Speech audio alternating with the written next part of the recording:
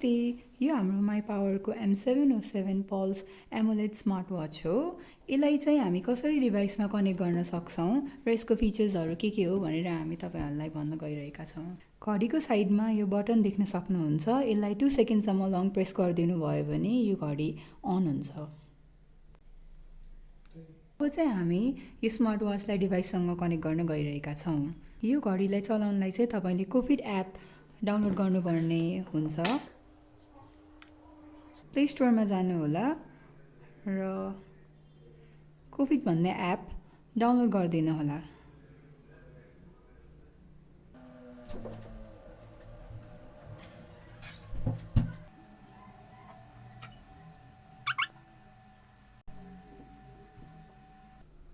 Smart watch connect गर्नलाई डिभाइसमा जानु होला र एड डिभाइसमा क्लिक गरिदिनु होला।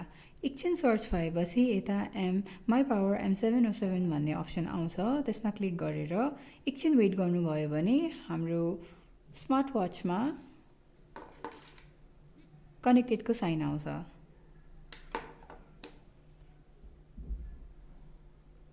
र यसपछि यो जसरी एक्सेस दिन्छ यसलाई नेक्स्ट गर्दै हामी इन्कमिङ कल्सको एक्सेस हामी दिनेछौँ। एसएमएसको पनि एक्सेस दिनेछौँ। फेरि नेक्स्ट गएर एन्ड वे डन।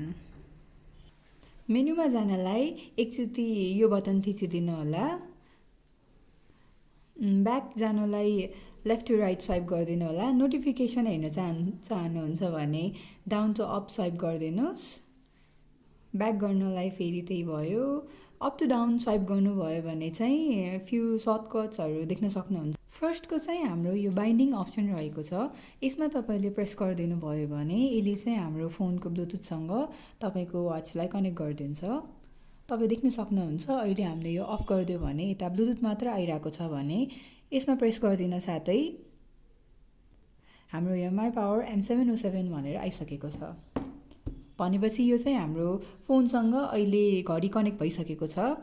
सेकेन्डको अप्सन भनेको चाहिँ हाम्रो यो स्क्रिन ब्राइटनेसको अप्सन रहेको छ। तपाईले यताबाट आफ्नो डिस्प्ले चाहिँ अकर्डिङली चेन्ज गर्न सक्नुहुन्छ। थर्डको चाहिँ हाम्रो अलार्मको अप्सन रहेको छ।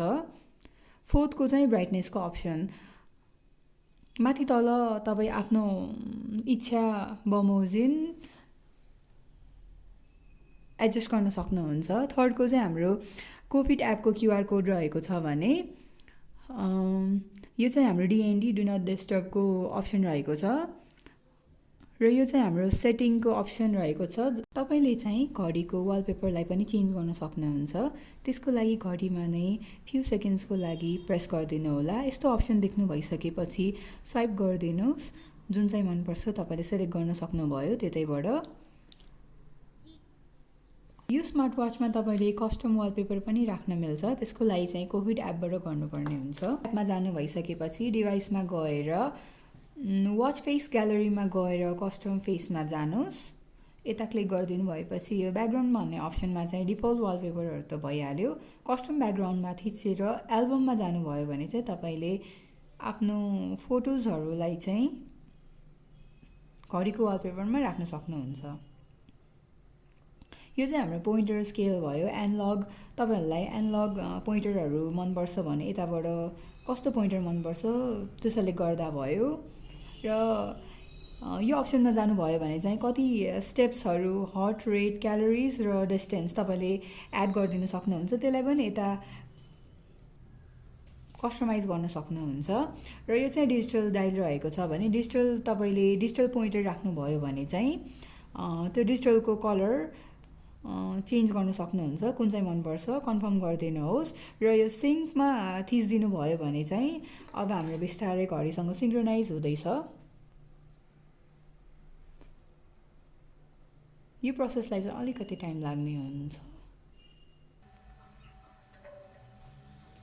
लेफ्ट टु राइट स्वाइप गर्नुभयो भने फ्यु सर्टकट्सहरू देख्न सक्नुहुन्छ।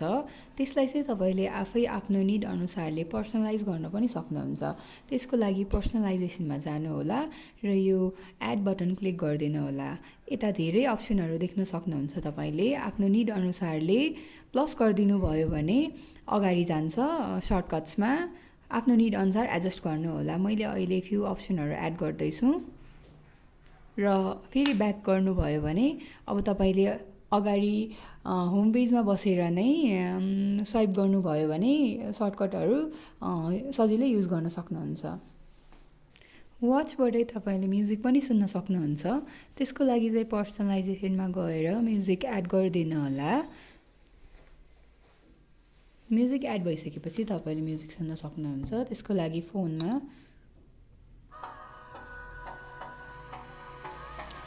अहिले हाम्रो यो फोनमा म्युजिक बजिरहेको छ भने म्युजिकको यो बटन थिच्नुभयो भने अब हाम्रो वाचबाट म्युजिक प्ले हुन जान्छ।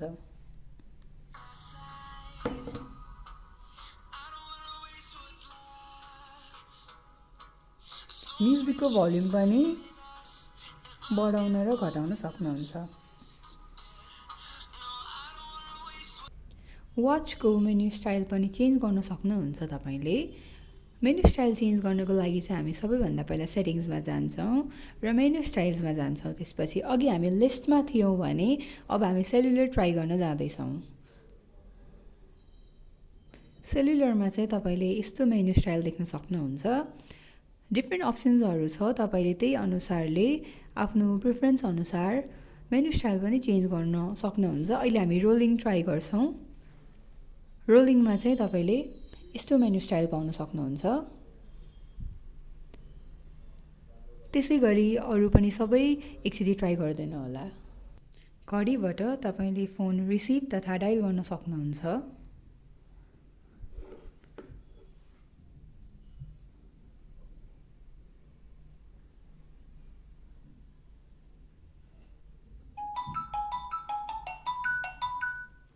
इन्कमिङ कललाई तपाईँले रिसिभ अर डिक्लाइन गर्न सक्नुहुन्छ। फोन अहिले डिक्लाइन भइसकेको छ र तपाईँले वाचबाटै तपाईँले कल ब्याक पनि गर्न सक्नुहुन्छ। त्यसको लागि कल हिस्ट्रीमा गएर रिसेन्ट नम्बर